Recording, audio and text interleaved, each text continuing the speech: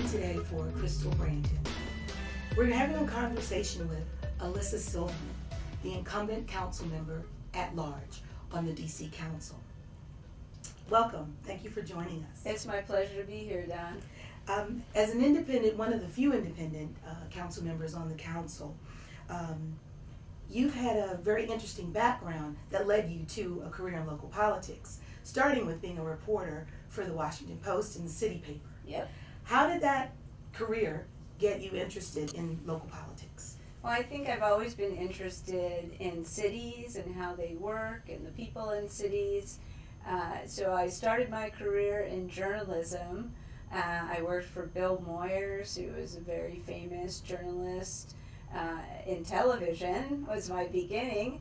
And then, as you said, I wrote the Loose Lips column for City Paper. I worked for the Washington Post.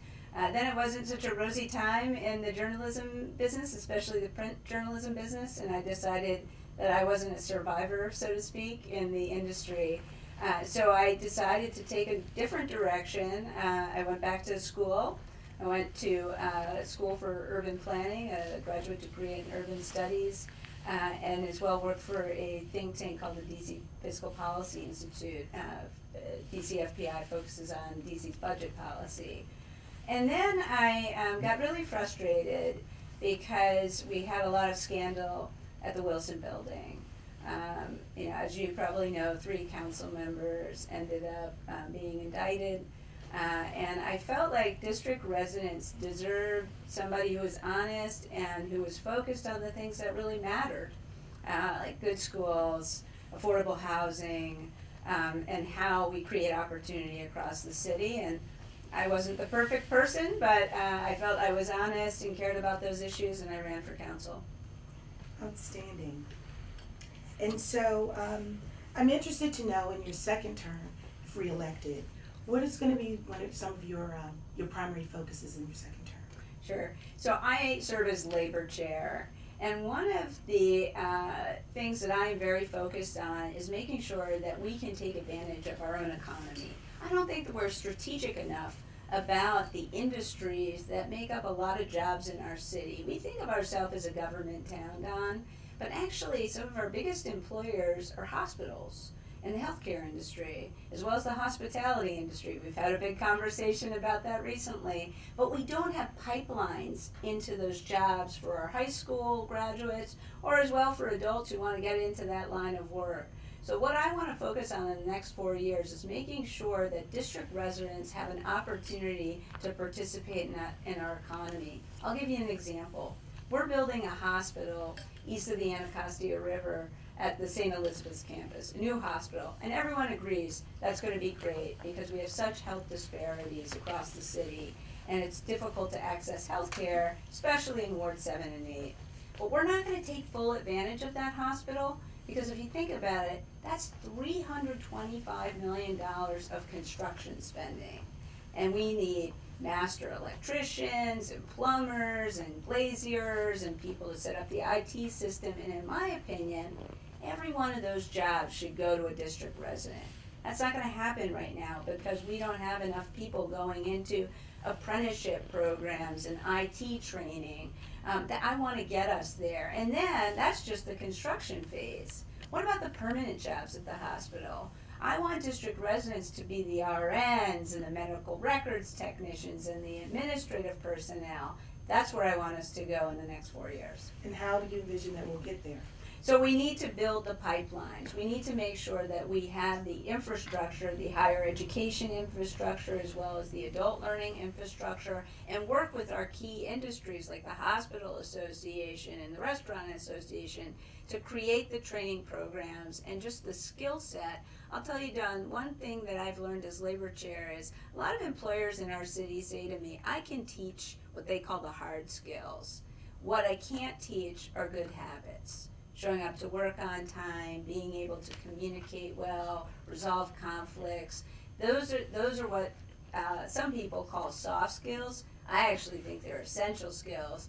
And another thing I want to do is figure out how we make sure that every single district resident has those essential skills. Because those skills are transferable not only to the workplace, but to just being a good person and a good parent And so I think that is a critical, those are critical skills that I hope to work on and make sure that those are what I would consider DC values. And are those part of the Pathways to Government Career Act? Thanks for bringing that up. So this is a bill that I worked on with Ward 8 Councilmember Trayon White. Trayon told me a lot of Ward 8 residents feel like they used to be able to get jobs in district government, but they can't anymore. And we wanted to create, as I call it, a pathway into district government. So the bill does a few things. Number one, it creates what I call a public sector apprenticeship program. So apprenticeships, a lot of people think of these as things in Europe, but we have them here too. It's like it's a learn and earn model. So you're learning on the job while you're earning money. Because a lot of our young people say, hey, I need to earn an income while I'm learning a job. So it would direct the mayor to identify 5 apprenticeable jobs in district government. 2 of them have to be in IT and healthcare, 2 of our high demand industry sectors. It would also do 2 other things. It would give a first shot to district high school graduates at the application process. So there's a 5-day period where it's just open for people who are graduates of district high schools. The third thing it does is create relationships between our human resources agency and district high schools. I think a big issue for us is that a lot of our young people aren't exposed to all the great jobs and careers that they could have in our city. And we need to expose them. You know, one career path that I didn't know a lot about was being a building engineer. So we have so many buildings in our city, and I can tell you that a lot of building management companies can't find people to take care of their buildings. So they've created their own internship program. Now, I didn't know what a building engineer did, but I can tell you it's a really good paying job that comes with a lot of responsibility that I think a lot of people would feel quite fulfilled being a building engineer. Like, you're taking care of some really important people in real estate. So it's that kind of exposure that the bill will create. Excellent. And so, talk to me a little bit about recently, I know that you've been very active and involved with the referendum, Initiative 77. Yeah. And the council just recently overturned that. Yeah, that was disappointing. And what does that now mean for the district, and why was that something that you were even passionate about? Well, I was passionate about it for several reasons. I mean, first, the voters spoke, and I think we need to listen to our voters. The second thing relates back to what we just talked about, which is the restaurant industry is one of our key industries in the city. It generates a lot of jobs. It's kind of like the auto industry of Detroit to us. So we need to make sure people are paid fairly and equitably. And are not subject to things like sexual harassment in their workplace. You know, we think of, as a patron, we think of a restaurant as a place to go, to be nourished and hang out with friends, but for a lot of residents of our city, it's their workplace. And we need to make sure that they're paid fairly, and unfortunately, Don, there are some people in our city who work in that industry and they don't get the pay that they deserve. So in my opinion, Initiative 77 really got at those issues about what's called wage theft, when you're robbed of your wages. Not every employer pays their employees fairly, and we know that this is an issue in the restaurant industry. And also, and this has been a nationwide discussion, right, with the Me Too movement, that because there's a uneven power, let's say, because of tipping, in that when you're a customer, you're paying a large part of the salary of your server or bartender through your tip. And some people try to take advantage of that, obviously. So I was disappointed. I felt like that was what Initiative 77 tried to address. By raising the base wage, or by eliminating what's known as the tip wage, people would have more certainty about the money that they would earn. And it would also make it a very middle-class job, which it is, and it should be. This is a very expensive city to live in. And the restaurant industry is very important, and I think we need to make sure that our servers and bartenders, but especially, so our servers and bartenders said, we don't want this. And I guess to get at the heart of what happened with 77, I tried to save 77 by proposing a compromise, right? So the voters voted, 56% of voters supported it. 7 of my colleagues almost immediately said, we want to repeal it. And so I knew the tide was against me. But I said, look, I want to listen to the voters. I also want to listen to the restaurant industry, including the tip workers who are both for and against this, as well as the restaurant owners. So I spent the summer meeting with restaurant owners and tip workers from all over the city. And here's what I realized, Dawn, is that not everyone is paid fairly, and those who are most vulnerable are the people who you're not tipping directly. So restaurants are different than any other industry in that, a lot of the money comes from the customer. And there are some people, so when you tip, your server or bartender gets that, but then they have to distribute that money to other people, like bussers, busboys, food runners, and bar backs, people who help the bartender. And there's no regulation of how that money's distributed. Those are the folks who I think are really vulnerable to not getting paid fairly. And then I'll tell you the other surprising thing I learned in this whole debate. There are tip workers outside the restaurant industry, and unfortunately we didn't hear from too many of them, but we did hear from one of them, and he worked right across from the Wilson building. His name is Dia King, and he's a parking valet at the JW Marriott. Now, how much does Dia make an hour? He makes $7 an hour. Wow, parking's $25. More than 45 That's overnight, right. That's actually. Right. And what Dia told us is that a lot of people think he's salaried. He works in a big hotel for a big hotel chain, and most people probably assume he makes $20, $25, $30 an hour. He doesn't. He makes $7 because the assumption is that every car he parks, he's going to receive a tip. Well, what he told us is most people think I make an hourly salary, so they don't tip me. So I don't end up making that much money.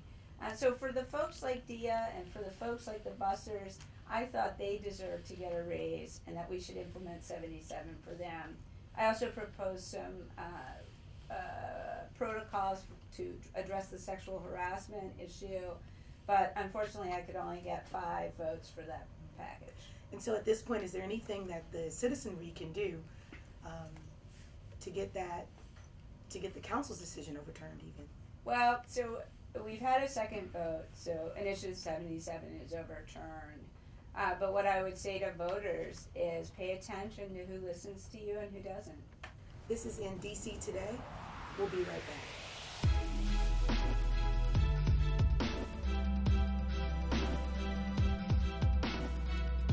Okay, everybody's talking about voting, and it is super, super important. Listen, I need for y'all to show up and show out, okay? Show up like you do when you find out that pastor's back and the guest pastor's gone. Show up the way you do for Walmart on Black Fridays. Show up the way you did when you thought Wakanda was real.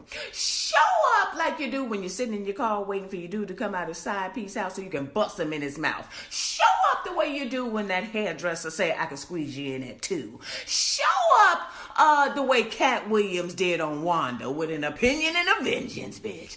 Okay? Show up like you did when you stood in line for them pirate black Yeezys. Okay? Show up like Cardi B's shoe did. Just come from out of nowhere and hit the voting polls. Show up the way Nike did for Colin and just do it. Get out and vote.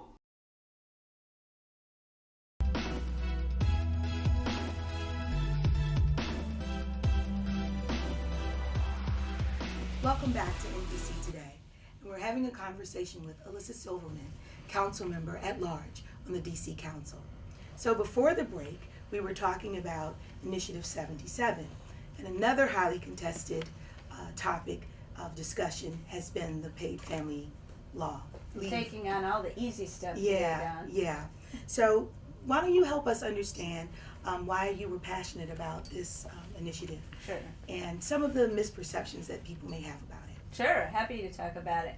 So we are one of only 3 countries in the world without paid family leave. And paid family leave is when you have some type of event, family event, whether it's a really joyous one, like having a child, or a really challenging one, like a parent who's in the end stages of their life. I have to tell you, Don, that some of the most heartbreaking testimony was hearing from district residents who are adult children, and maybe it's really heartbreaking for me because I have two aging parents in their 70s and 80s who just couldn't afford to take a day off work in that last day or two of their parents' life, and they couldn't say goodbye. I just think we need to be a compassionate city. And I think what paid family leave shows, and I said we're only one of 3 countries in the world, but California, for example, has a paid family leave program throughout the state.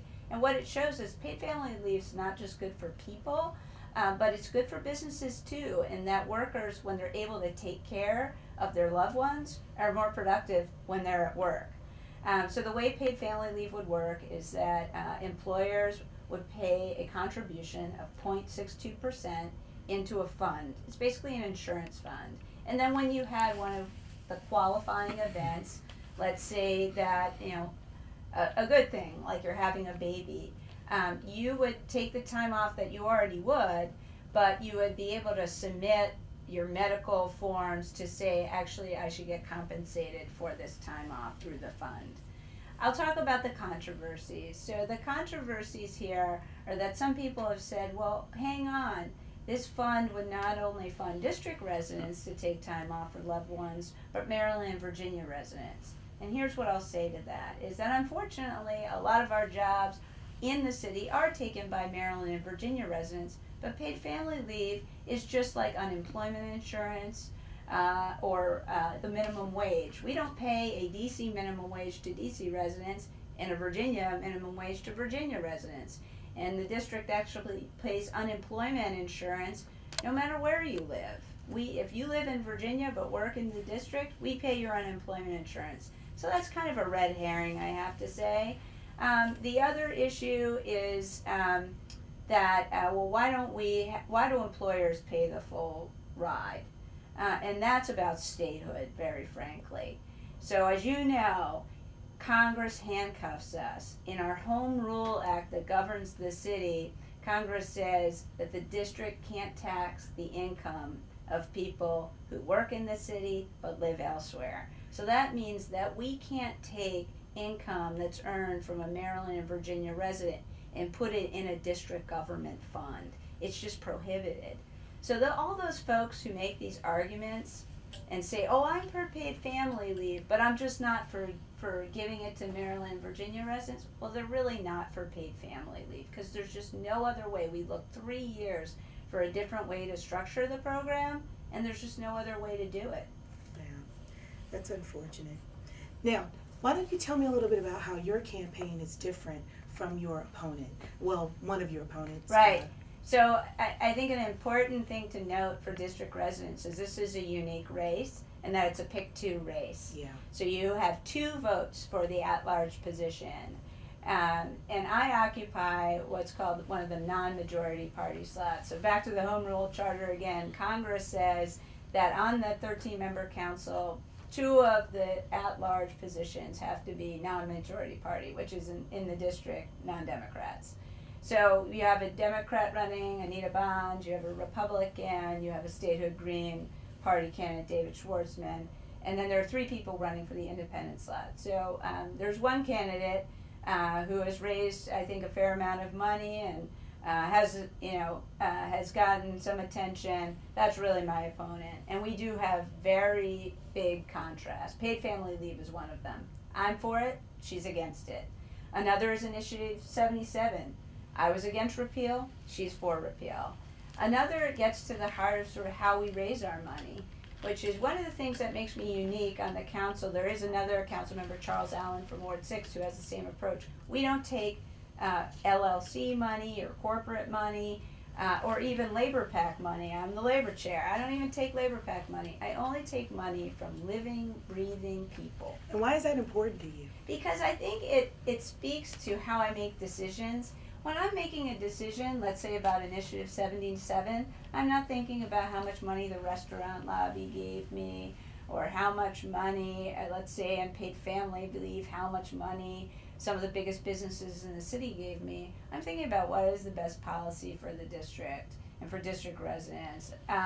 Most of, I'd say, at least 4/5 of my money is from district residents. I don't have, my Aunt Sheila, who lives in Long Island, gives me a contribution because I'm her niece. But really, outside of some friends and family, it's all district resident money because I'm making decisions about what's best for district residents and businesses.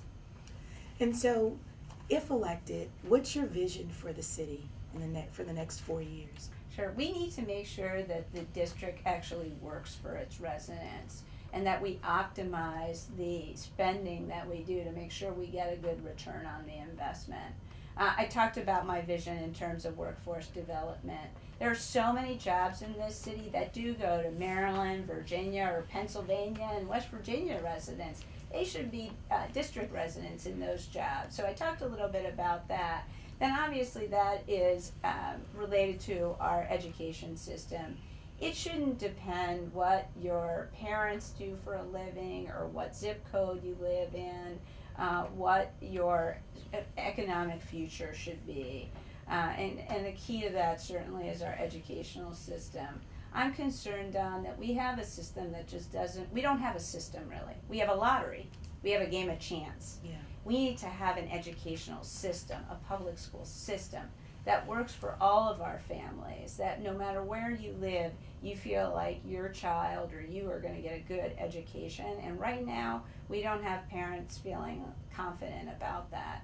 And I also think we need to close the achievement gap when kids are young, right? You know that the word gap, the amount of words you know, happens like between birth and 3. We need to get in there so much earlier and help our kids close that gap so that they can, they can reach their potential. I think we have so many kids who don't even think they have potential. We need to address that too. I think the social emotional learning issues are key. I would make sure we have a lot more behavioral counselors to help kids with their issues, whether they be anger issues or if they're in unstable households, helping them navigate that so the emotional issues don't get in the way of the educational issues. And let me do a little pivot in the conversation. I know that another area that you seem to be very passionate about is affordable housing. Yeah. And as a native Washingtonian, I'm interested to hear your thoughts when we complain about gentrification and the impact that that's having in our city. So I think the complaints are totally valid, right? I mean, you grow up in a place and you want to feel like you have a place to live and that it's your community and that you can be a part of it. And I know there are a lot of district residents who feel right now that they're not welcome in their own neighborhoods, and that's just wrong. But once again, Don, like I talked about, we're not strategic in workforce development. We're not strategic when it comes to affordable housing and preserving housing. We have an interest as a district, as a government, of preserving affordable housing and preserving neighborhoods for people. But we've just let developers kind of rule the roost here. I think we should think like developers. I want a team of people that's thinking like developers. Let them compete against their classmates at business school. In terms of, I participated in a group called the Mayor's Housing Preservation Strike Force. And I got to know a lot of landlords all over the city, like Borger Management, Tom Borger was there, and the Wilkes Company, Sandy Wilkes. And they can tell you every building that's up for sale right now. Our government can't tell you that. We need to think like them. And when a building's up for sale, we should use something called DOPA, District Opportunity to Purchase, so that we purchase it. Well, we actually don't purchase it. Let me be clear about that. What we do is we stop the sale from it becoming, luxury condos in the upper 600s. And what we do is we marry the tenants with a nonprofit developer, and we keep that building affordable. That's what I want to see us doing in the next 4 years. Is that part of what the Airbnb bill is about? So Airbnb is a little different in that, so we have this whole sharing economy now, right? Which is like Airbnb and Uber and so forth. But it should be a sharing economy, not a replacement or pseudo hotel. So the issue with Airbnb is that, so I live at 4th and U Street Northeast. Oh, sorry about that. I touched here. So I live at 4th and G Street Northeast, and obviously H Street has seen an incredible transformation, right? When I bought my house, none of those buildings were there. And I noticed something when I went to the Giant at 3rd and H, which is everyone had a piece of luggage in the checkout line. And I was like, what's the deal? Did they not know carts or whatever? And then I realized everyone's buying cereal and ice cream. And then I realized they're all Airbnb units. Now look, it's great. I live, 8 blocks from the Capitol, so it's a place, it's a neighborhood where if you're visiting the district, it's a great place to visit. But we have hotels for that reason. And my concern is that if that condo is being used for Airbnb, it means it can't be used for an actual district resident. So what we're doing with Airbnb is saying you can only share your house. It has to be a primary residence. Now you can rent out your basement on Airbnb, or if you have a carriage house like on the Hill, but you can't just buy units and rent them on Airbnb. I really wanted to follow that question up. Oh, sure. I'm concerned though that the landlords or the homeowners, don't they feel that government is infringing upon their right to fair trade or free trade? Well, it doesn't take away your ability to rent the unit. It just, you can't rent it short term. You have to rent it long term. Is that a change? Because I thought that there was only a 90-day provision. They could only rent it out for 90 days. So if you're renting your house completely or your condo completely, then you can only rent it for 90 days. But if you're renting out a room, you can rent it out all year long. But you have to also be residing You in have the to be property as well. residing in the property, yeah. So we've talked about a lot of good topics today with you, and we're excited to see how things are going to pan out with your race. But I'm also interested to know, you started your career in reporting right around the time of Marion Barry being on the council. That's right. He returned to the council in 2004, and I covered that race. And so I'd be curious to hear your thoughts on, what do you think Marion Barry would think about the state of the district at this time? Sure. Well, I think Elder Councilmember Barry. So I think Mayor Barry would be excited about some of the development that's happened, but thinks that we're falling way short when it comes to many of our residents, particularly our residents east of the river. I think he'd be really disappointed that we haven't closed the achievement gap. And particularly, I think he'd be disappointed that we're not really creating opportunity for those who need the help the most, the last, the least, and the lost, as Mayor Barry would always put it. He was a champion of business, particularly black-owned businesses. I always remember that when Mayor Barry came into office, the district government, less than 3% of the businesses that did business with district government were black-owned businesses. And he said, that's crazy. We're a majority African-American city. And he did a lot to change that. But we still haven't really built the capacity of those businesses, in that we need more minority businesses who are the general contractors, who are the big guns. So I think we need to do more in terms of capacity building. I think also we just got to close that achievement gap. We are the capital of not only the nation, but the world, the free world in many ways. And to have such a disparate, outcomes for black children and white children and Latino children and white children is just not becoming of our country. So I think that, I think he'd be happy to see that places like Shaw are bustling, because he certainly worked to revive downtown. But I think he certainly would be disappointed to see that the lack of development. And he always talked about, when I covered him, there were no grocery stores in Ward 8. Right. Well, now there's one. Yeah. Right? But in my neighborhood, there's 5 or 6. Yeah. I think he'd be really disappointed about that. Wow. Well, we'll leave that as the last word. And I'd like to thank you again for joining us on NDC today. Why don't you tell us some of your social media so we can stay in contact? Oh, sure. Well, first, thank you so much, Don. This was a lot of fun. So if you want to get in touch with my campaign, it is Elissa2018.com, ELISSA 2018.com. You can follow me on Twitter. I'm at Tweet Elissa, TWEET Elissa. And I should be on Instagram, but I'm just not cool enough yet, I guess. No worries. Thank you for watching in DC Today. And if it's news and it's happening in DC, we're discussing it on NDC Today. Thank you.